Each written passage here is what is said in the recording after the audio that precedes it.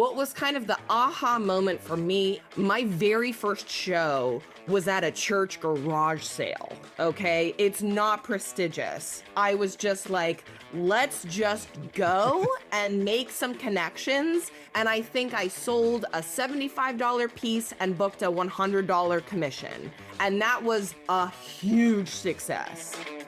Yo, Chris, man, what are you doing? What are you up to? I'm just helping people reinvent their lives. No big deal. Yeah, no big deal. Well, I'm going to join in. Cool. Chris, my brother, big day on reinvention. Who do we got? What are we doing?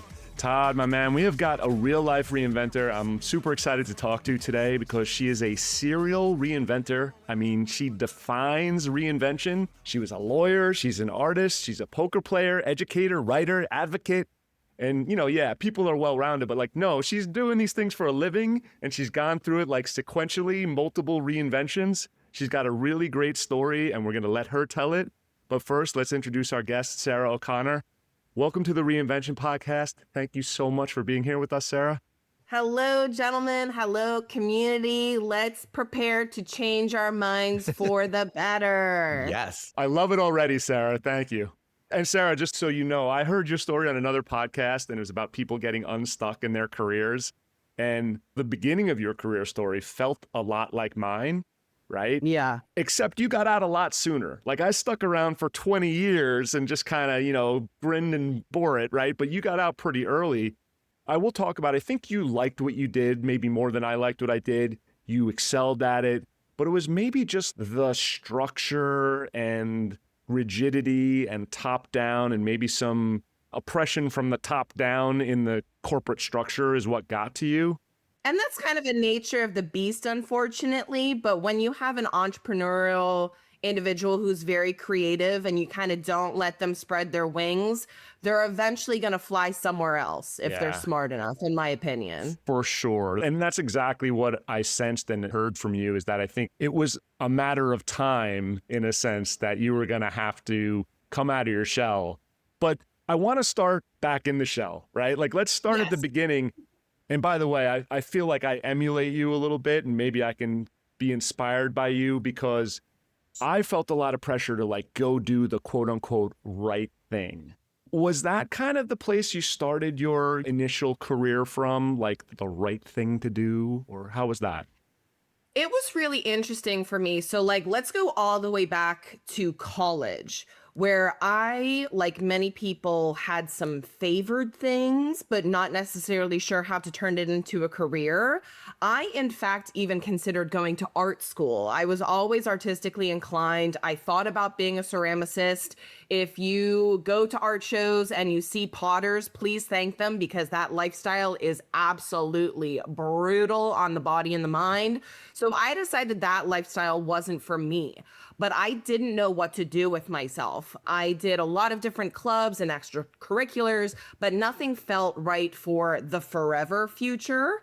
And so my roommate just happened to be studying for the LSATs. I had just happened to do mock trial back in high school. I just happened to realize that the job market was absolute shit. More so for my stepbrother, who was a few years ahead of me, because we're dealing with the early 2000s and it was just atrocious. And so I thought, well, I love school. Let's try law school.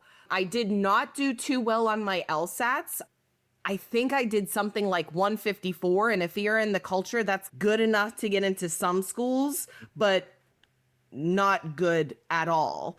But I ended up doing extremely well in law school. I was second in my first and second year of law school. So I got my second and third year paid for through scholarship that I earned.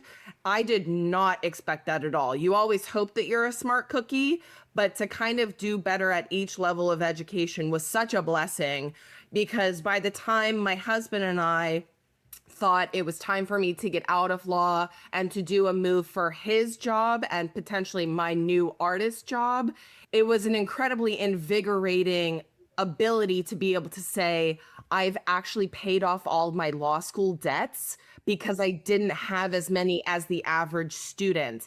And I think being shackled by college debt, being shackled by graduate school debt, that really puts us in a hole early on to just become wedded to golden handcuffs that don't serve us well as people.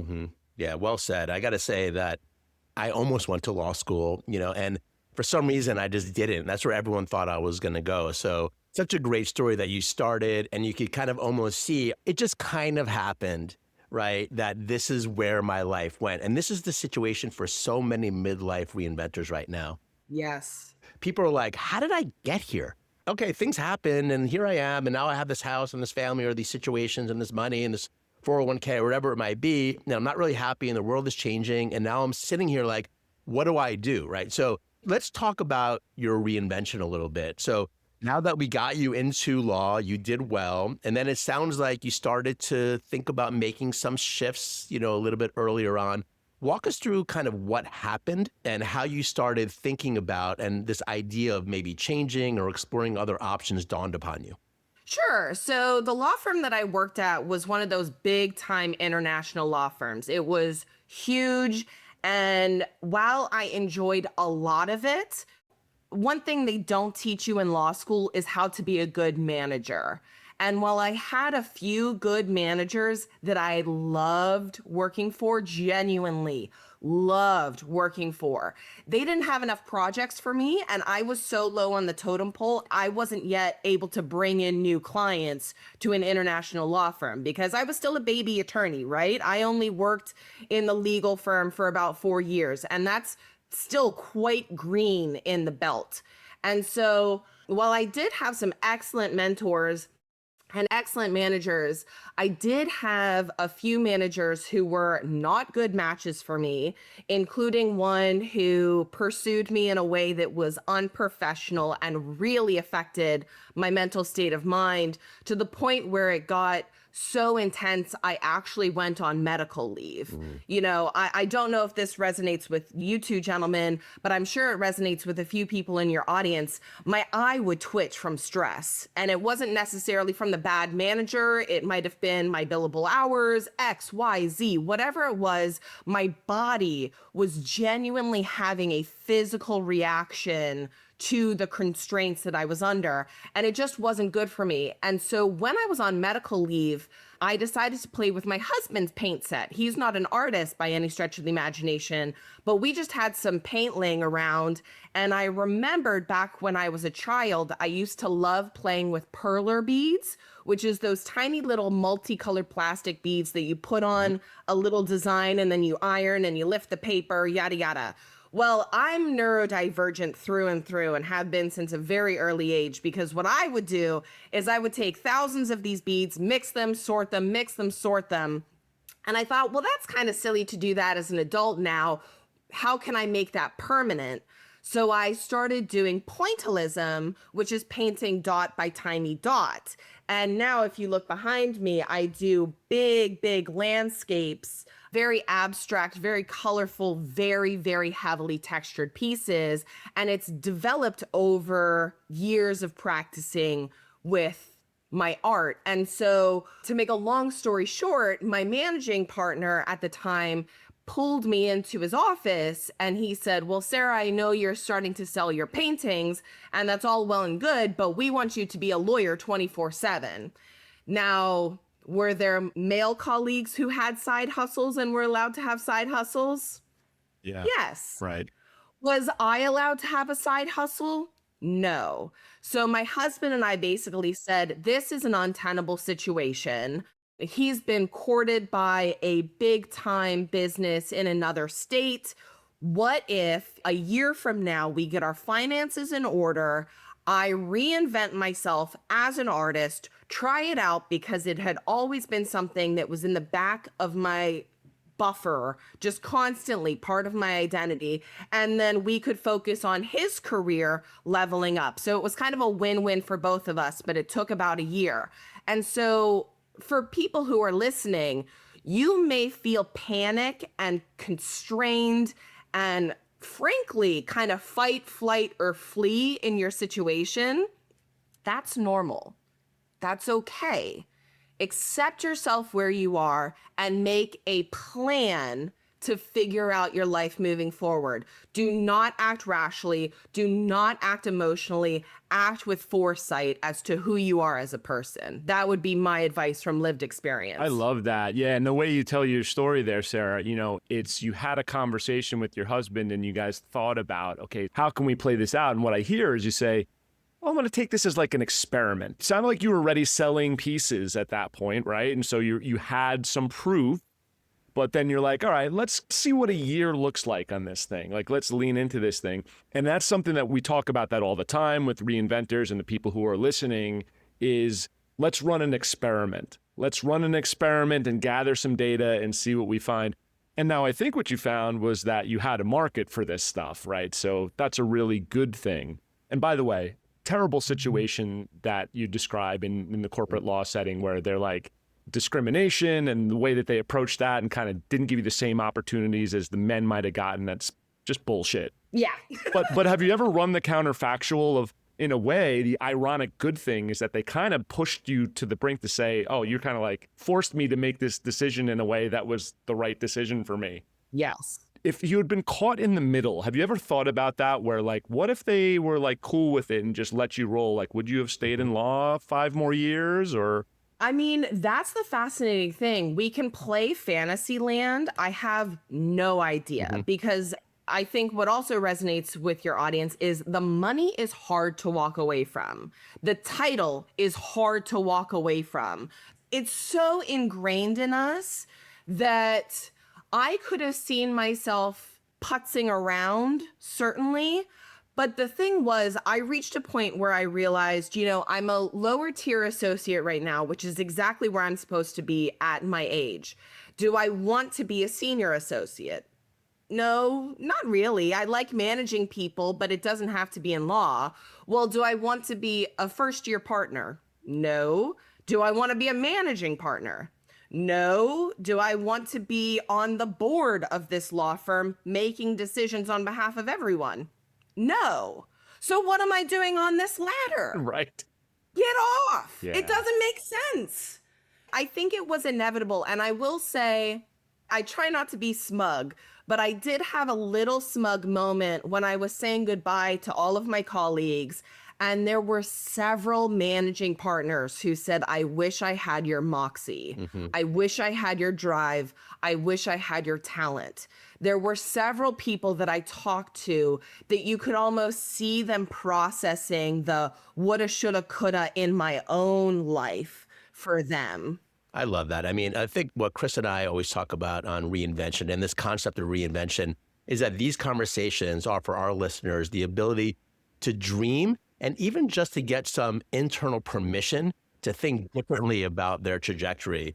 And someone like you does it. Like you actually literally cross the chasm and you do it successfully. And we want to hear about the success of this, Chris. I think we want to get to what your business looks like now and all these other things that you did, poker and all that. But let's not get there quite yet because I'm just curious about the process. And you said a couple of things that really hit home for me that are very relevant to the reinvention philosophy that Chris and I have. Like we have a workbook that we tell people to take, and a lot of the things that we do in the workbook, you said, right? Like you talked about making a game plan. You had conversations with your husband. The money that's hard to walk away from is much harder to walk away from when you don't make a financial game plan that allows you to see some level of window or security by which you can explore these new options. So you did a lot of these things naturally, right? Like you had that conversation. Your husband had a job. He was moving. You had a passion. You had art that was always interesting to you. You had an idea. Like you had a bunch of these pieces, and then you kind of made the decision to walk away, right? I think that a lot of what you're saying also was your talent and also the circumstances that you set yourself up to be a successful reinventor, right? It wasn't just random. You actually did a lot of these things naturally, which is why, Chris, I love that you met Sarah and brought her on the show because it just corroborates a lot of the things that we talk about, right? So here's my next question. I want to hear your feedback on that, but I want to lead you into a question of when you started to explore art, as a business, I want to hear about that as well. Like, what was it like? You have to sell and you have to market, and this is a totally different thing than law. How did you go about figuring out that new business? Because this is a big thing for reinventors right now. It's like they may have the idea, but it's also like, well, how do I do it? Like, what do I do? Did you get a model? Did you like take a course? What did you do to figure out how to be successful in this new world? I tried a lot of different things. Some of them worked, some of them didn't. I'm very cautious about artists in particular buying classes from other artists who haven't been in the game for a long time or who are just coaching to coach, because that becomes their real bread source instead of actually creating the art and being in the trenches and doing it. Your workbook, however, seems right in line with what you should be thinking about when you're thinking about making the change. What was kind of the aha moment for me is my very first show was at a church garage sale. Okay. It's not prestigious. I was just like, let's just go and make some connections. And I think I sold a $75 piece and booked a $100 commission. And that was a huge success. The biggest differentiator for me was, do people outside of my friends and family want my work? If yes, there's something viable. I didn't want to interrupt you, but one of the most important things when you are going out on your own, and I'm doing this at another talk for another organization, is as much as we want to be entrepreneurs as Americans in particular, and there's this very like me solo journey process, it takes a bloody village. So like, to the extent this podcast has a community, lean into that community, lean into fellow entrepreneurs, lean into fellow explorers, and be not obnoxious, but open and loud about who you are. Because then, like, case study right here, you get invited to podcasts to talk about your dreams. And talking about your dreams, whether you believe in manifestation or not, actually makes them more likely to happen. That's so spot on. I mean, she's basically reading the workbook out loud for us, and I don't even think she's seen it. Todd, you know why I wanted to have Sara on? Because I heard her and I was like, oh my God, like this is spot on. This is what we need everybody to hear. And you said something that I think is so important, Sara, that I want everybody to really lean in and listen. When you're launching your new thing, one, no putting on airs. Oh, they got a folding table at that church? I'm there. Two, once you make the first sale, like outside your circle of people who are doing a pity sale or whatever it is, once you make your first sale, it's all scale from there. You have proven the case, N equals 1, now just turn it into 1,000, 10,000, a million, or whatever it is. And you got there because you were running it from an experimental standpoint, right? So it's like 175 revenue in the first church sale was not like a proof of anything besides I can do something here, right? I mean, that was less than my billable hour. You know what I mean? For a whole day of work, that was less than a billable hour, but that was my freaking billable hour. That was my effort, my revenue, my proof of point. It feels different when you have ownership over your own life. It just does. But remember, any entrepreneur who says it's easier working for yourself than anyone else, that's BS. Entrepreneurship is hard work. Yeah, it's a lot of work. Sorry, Todd, I just wanted to go down the road for a second because I think this is the right moment to do it. And Sara, you can stop us if it's not the right place to go, but you mentioned neurodivergence. And in fact, Todd and I were just recording an episode where we talked about this, where, you know, I have ADHD. There's a spectrum we can talk about, but like, I think that Todd does not, or maybe he does, but like not to the level that I struggle with it. And so we've had challenges as partners and collaborators sometimes because I'm like not processing things in the same way. I wonder, both in the law world and in the entrepreneurial world, if you're open to talk about it, have you had to sort of assess or have you had to manage that or think about like, how does work for me within the way I process things? You have to. Anyone who doesn't is setting themselves up for failure. You have to have such a candid and honest conversation with yourself. Consider, frankly, working with a therapist with it, right? Because some of these societal expectations are so ingrained in us, it takes extra individuals who are outside of your circumstance to help you kind of see how to reinvent yourself in a healthy way. Taxes is something I don't do. My husband helps me with taxes. My mind just doesn't process that way. To jump the gun, one of my best friends, James Cloutier, and I have started a 501c6 called Railbird Creations to publish news and to advocate in the gambling community with a focus on poker. He's our president. I'm the CEO. CEO thinks creatively and like, how do we move forward? A president makes sure the ship can keep functioning. Yeah. You know, our lawyers had said to us, Sarah, since this is kind of your baby from the jump and you're inventing this, you're putting forth most of the seed money, do you want to be CEO and president? And you have to take a step back and go, am I capable of being president? No. Do I want this to be viable? Yes. That's James's strength. So we give James that responsibility and we give myself other responsibilities. You have to think about yourself very, very critically. And I think one of the things I struggled with is being honest about myself, about what I want for myself and what I want people to see when they look at me and think of me. Right. And you have to be humble and you have to be willing to say, I'll take the blow in order to have my dream come to fruition, because there is nothing worse, in my opinion, than keeping up with the Joneses in your own mind. There's no one in there but you. I love that.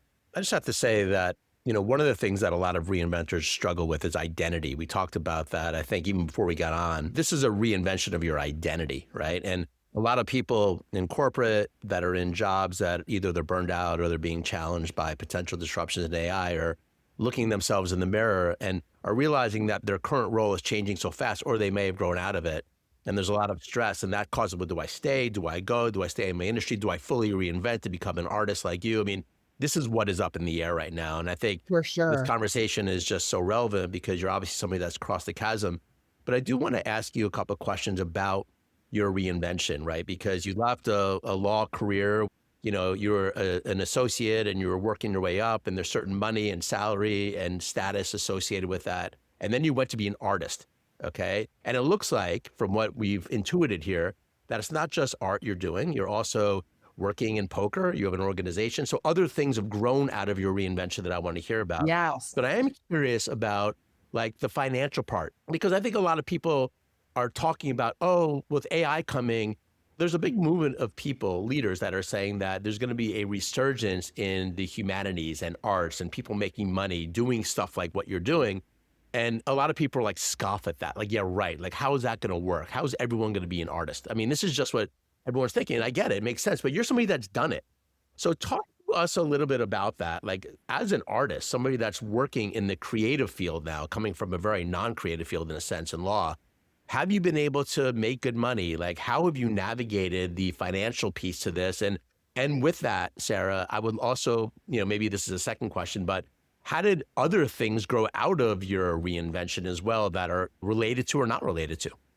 Yeah, it would certainly be a struggle. And I do not have any qualms about this. My life would be very different if I didn't have my spouse along with me, because he is the main breadwinner. He gets the cake. I get the icing. So it's what works for us as a team. When you don't have a team, that year-long plan of escape that I had would have been a 3-year-long plan of escape for me. You just make it work.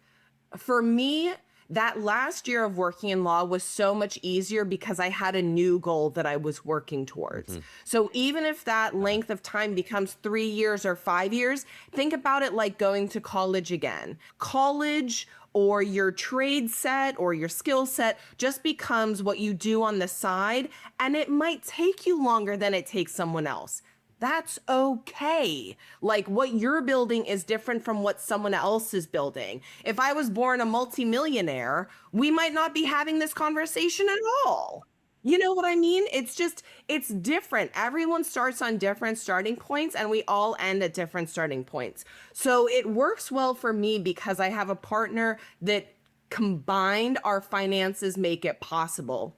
My business is thriving, but Frankly, I'm done with outdoor art festivals. My husband was my unpaid volunteer who would help me set up and tear down and travel across the United States to sell my wares. And now I'm pivoting with my art business to make room for the poker and the writing and the authoring that I do, because that's now my new passion. I know what it takes to be an artist. I did that for 10 years. That's like my longest stint I've ever done with anything as a professional.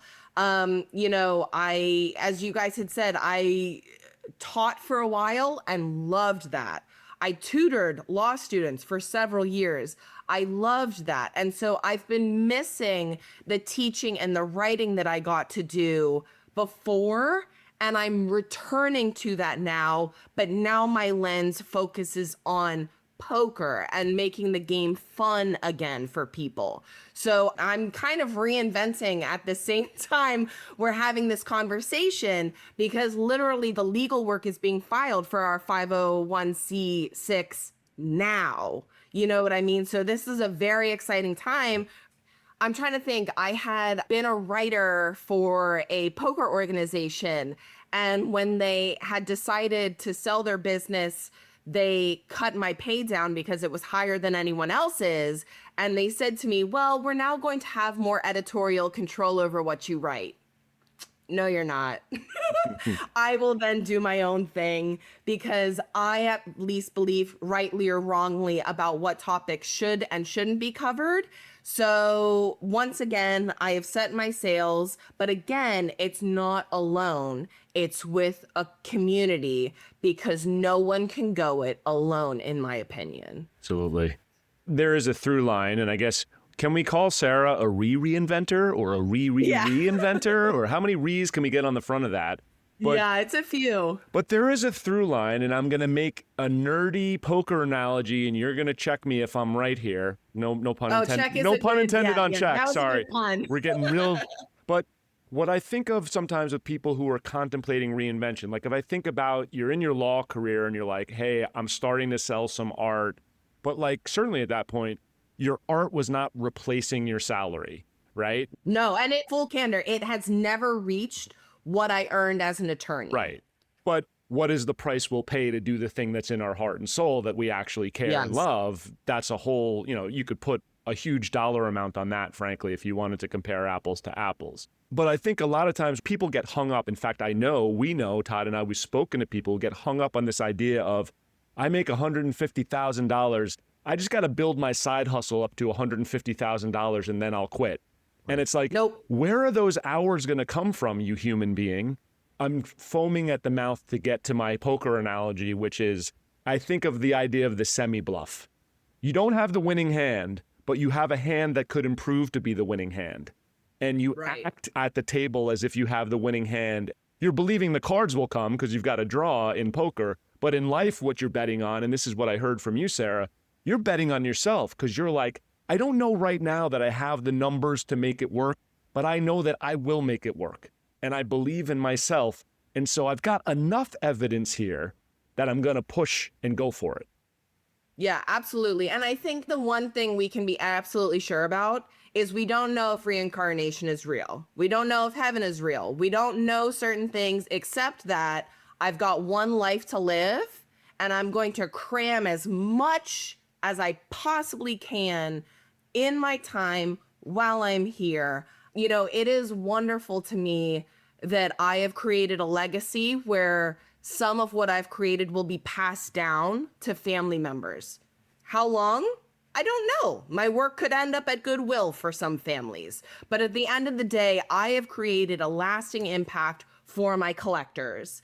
And in the poker world, it's hard to tout your own successes because I've only been in the industry for about 3.5 years. So again, I'm still a young, scrappy buck in the game, but people have told me that I am making positive waves in ways other people haven't.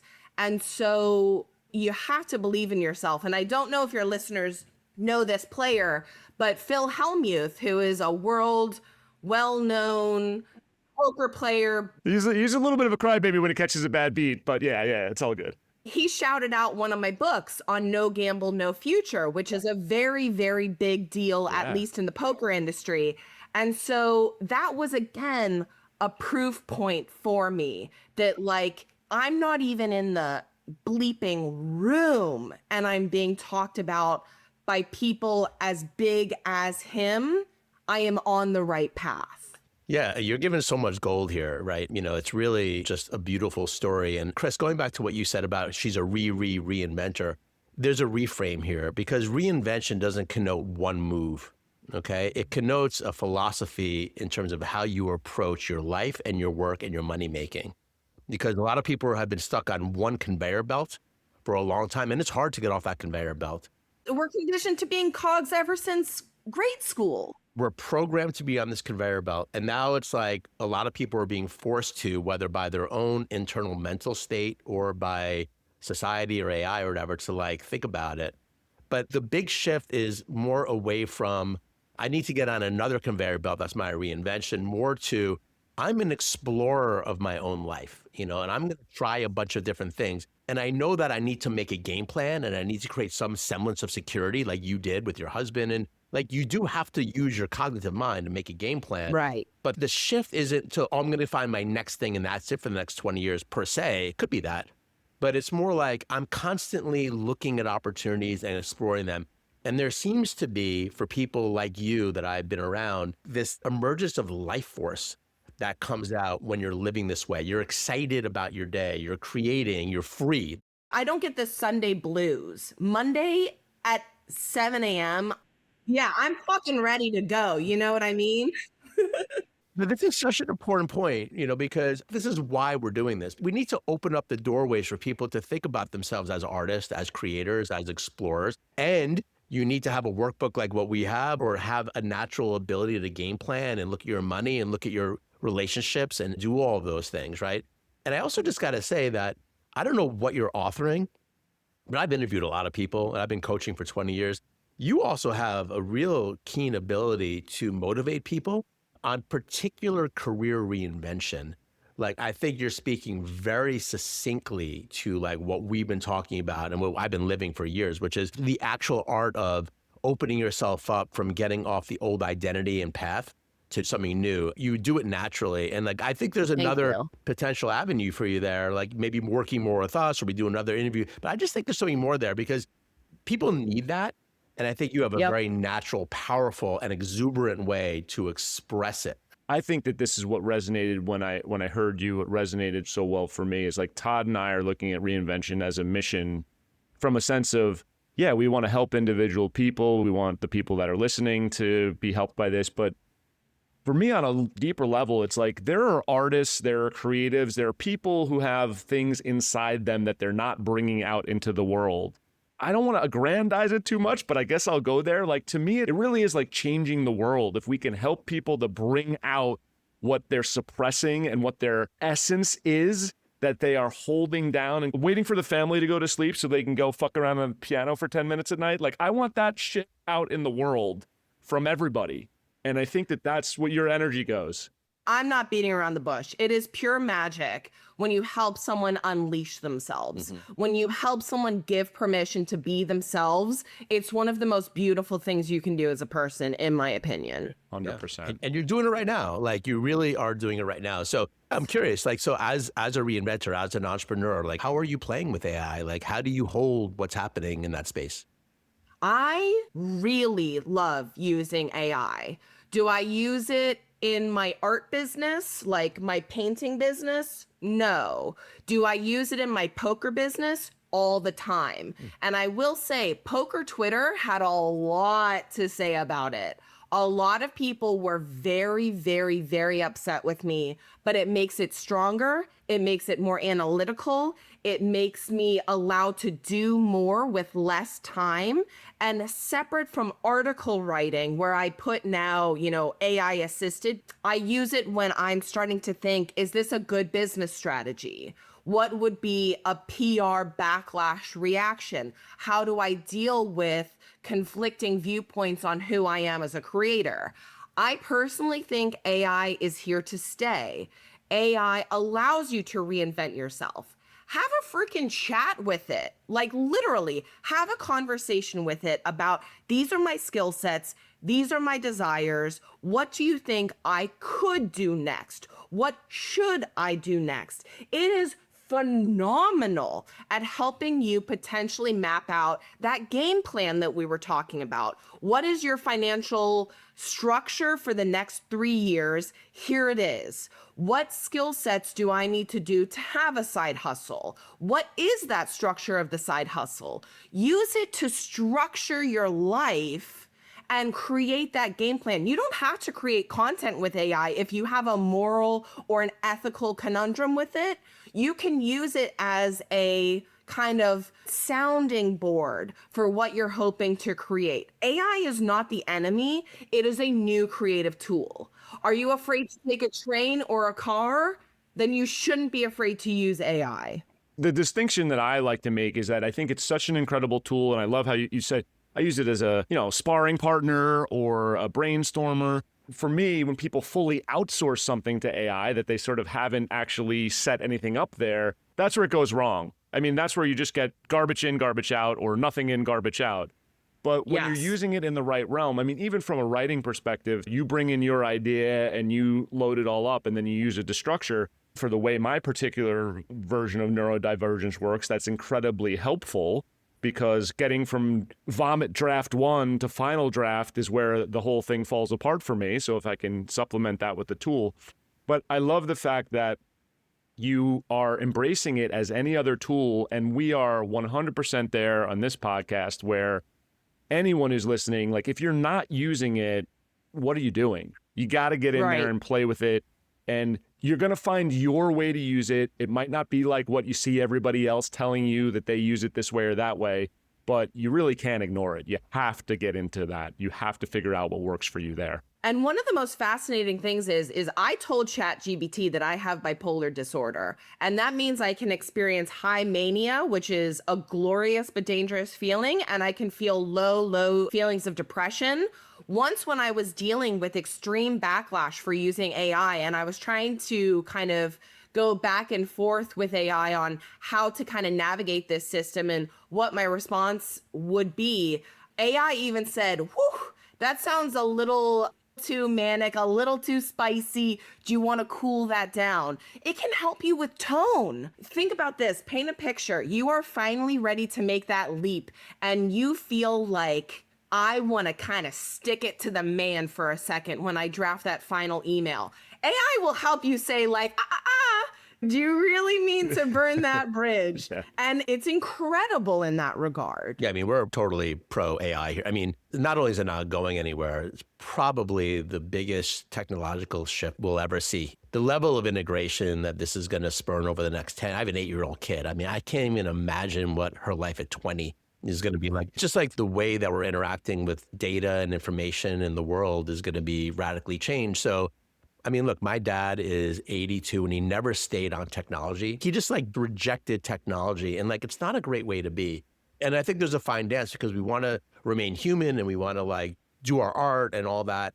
But like getting off of the technology train because we don't believe in it, or we're frustrated or whatever is like also not a great strategy. So we all have to find our own way. But I think what we really want to be doing here, especially for reinventors, is use the tool. Like this is a tool that can help you get to your success faster in a bunch of different ways. So I love that you brought that in. By the way, I just want to cap this off by saying, and I know you guys will give you guys the last word, but I'm grateful that Chris, you brought Sara on and I love hearing your story. I think we could yap for like another 2 hours and get more energy and like just hear more stuff about how you hold this stuff and what you're doing, but it's really impressive. I appreciate that. And like the way that you did it, it really is exactly embodying what we talk about on the show. And I think these stories are just so important because I got motivated a bunch of times on this call being like, oh, I need to do this. I need to think more creatively. I need to get more fearless in the way that I'm doing X, Y, Z. And I think that is the important thing because we all have the ability to reinvent ourselves. Every single person has the ability to make a change that's positive for their lives and their families' lives. Every one of you can make a game plan. Every one of you can get up and do something slightly differently. You did it. We're doing it. Other people are doing it. There's no time to waste. Like the world is changing very fast. Stop being stuck. Okay. Make a choice to reinvent. And thank you for being such a model for it. I really appreciate it. It's really amazing to meet you. Thank you so much. Ditto, ditto, ditto.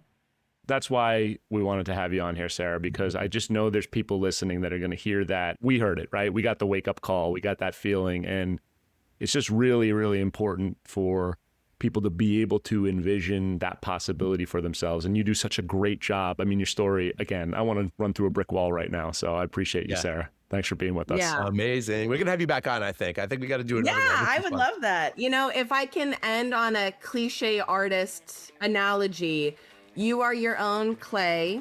You are your own canvas, paint and paintbrushes.